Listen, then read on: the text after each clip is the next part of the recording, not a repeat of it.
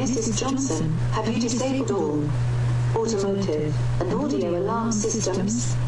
Could you please provide me with the appropriate codes to bypass them during the repair process? Yes, they have been disabled. Will you please allow me to write down your radio settings so that we can reset them for you? They may be erased if the battery is disconnected during the repair process. Thank you for asking. Last summer I had my battery replaced at the local automotive center in the mall. I did have to return back to the automotive center to have the codes reset. Mrs. Johnson, we will probably need more than the valet key to complete most repairs. May I have all keys to locked items? Where would they be?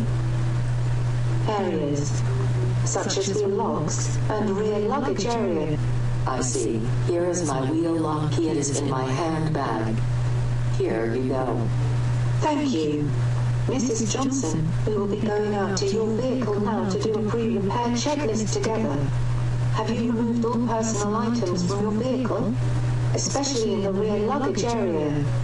No, I have not. Will you need a bag or box to do so?